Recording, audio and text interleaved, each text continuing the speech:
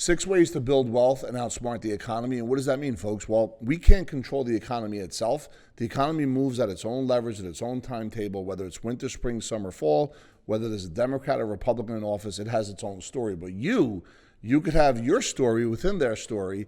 And today we're going to talk about ways on how you could really harness, create more leverage, liquidity, and control your outcome in ways that have nothing to do with the external forces that are present today.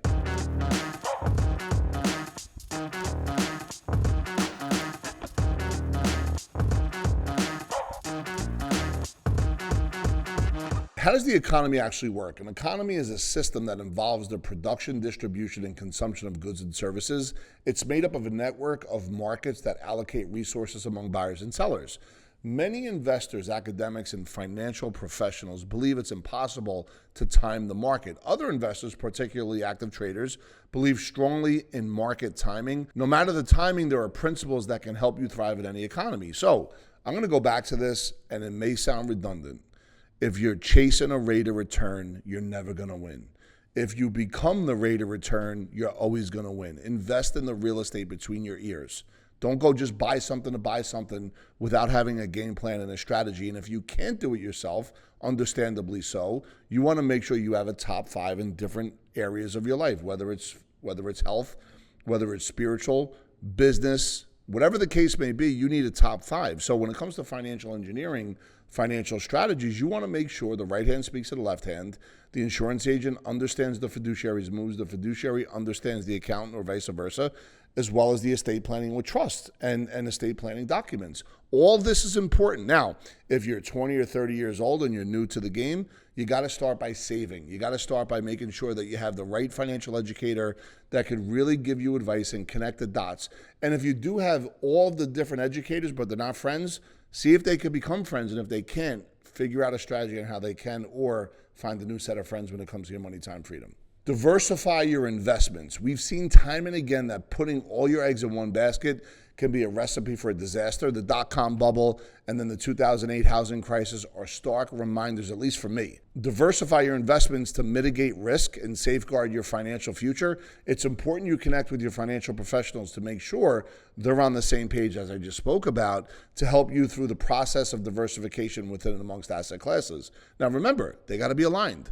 They got to be on the same page. But if I'm going to just take a step back and keep it real simple, just think of Ray Dalio. He said it best. He said there's 18 different asset classes at any given point in any given time. Any particular asset class could be down 50 to 75%. If you know that going in, you should never put your eggs all in one basket. Now, if you talk to Warren Buffett, he may have a different conversation because of Berkshire Hathaway, because that's a long-term buy and hold strategy. I get both sides. Unless you're going to own the publicly traded company and you're in it for 50, 60, 70 years, you must learn how to diversify, and you must be able to do it with uncorrelated assets within and amongst asset classes.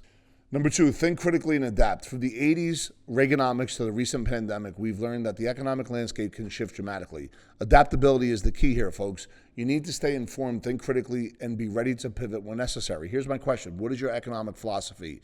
Do you even know how you got your economic philosophy? Was it handed down to you suboptimally, or do you have great teachers that were parents, uncles, brothers, and sisters?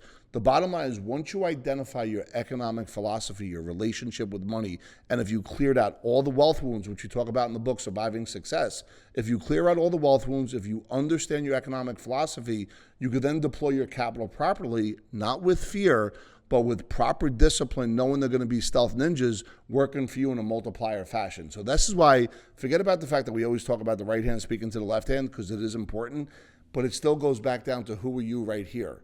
If you know who you are right here, and if you have a game plan and you understand your why economically, that even makes you cry, if it's legacy or helping other people, have that tie into this, because when economic winter comes, you have to be able to pivot and be able to take on new information with confidence, not react, but respond properly.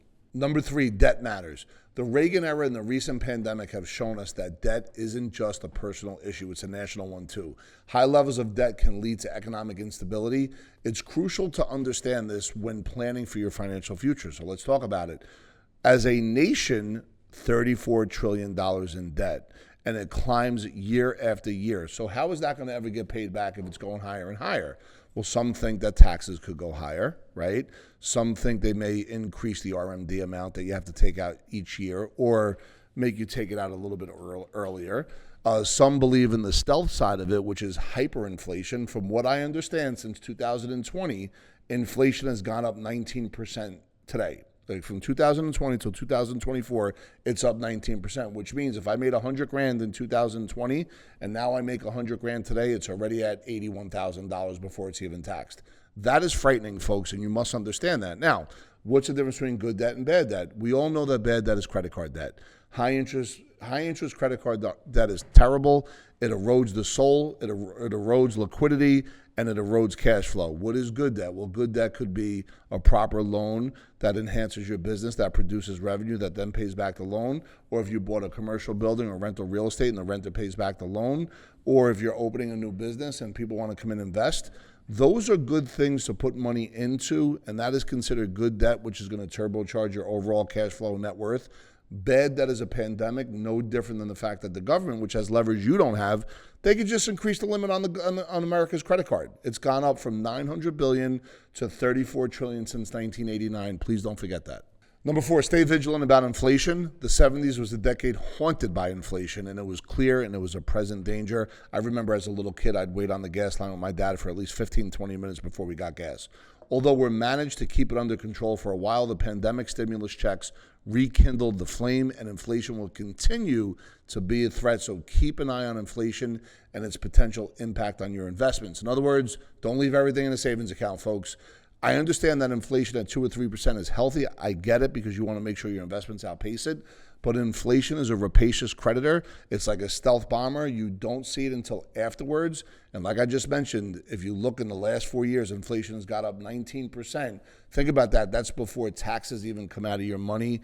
And every single person right now has less time on their money every 30 days. In other words, if you ran out of money back in 2020 on day 31, you're now running out on day 20 on each month. Think of it like this. If there was $10,000 in cash right here and I jumped in the spaceship and went for the speed of light and came back a year later, that $10,000 would look like this, but it would feel like $5,000 in buying power. Don't forget that. Number 5, be wary of bubbles. Economic history is littered with bubbles. When euphoria takes over rationality in the markets, that's when you need to exercise caution.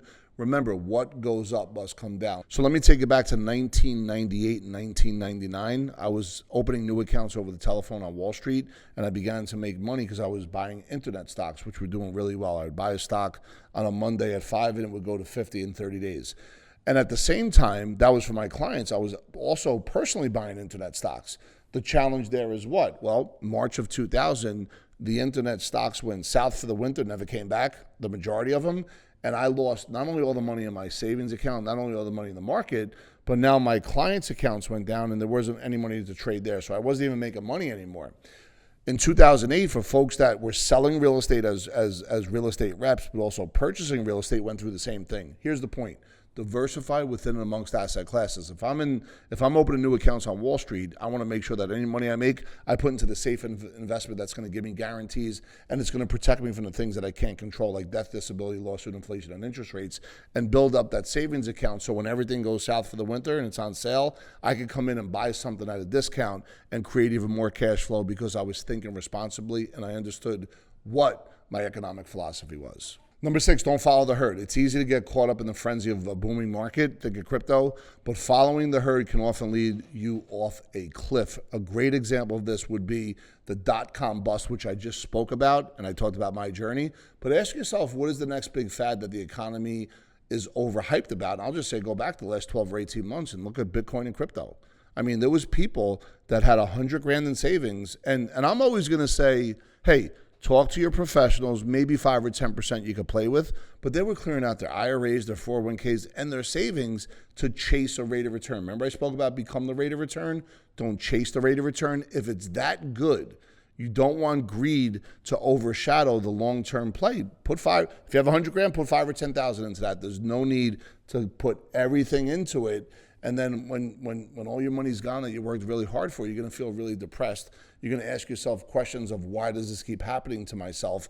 And the reason why you're going to do that is because you didn't have proper planning. You didn't know what your economic philosophy is. So it's important to really understand that. So all of your decisions are based on logic, math, and science, not emotional timidity or gut level hunch. Folks, we just spoke about the 6 ways to build wealth and outpace the economy. And if you really want to learn a step-by-step approach, it's right here in my book, Surviving Success. There's many stories in here, and there's many opportunities that you could cling on to and allow you to break through the ceiling of complexity. I want to thank you so much for being part of this channel. If you have any questions, always ask questions in the comments. If there's any videos that you want me to do, please add that to the comments as well. I would love some comments on my book. And at the end of the day, we're here to serve, contribute, and provide education. So please like, share, and subscribe.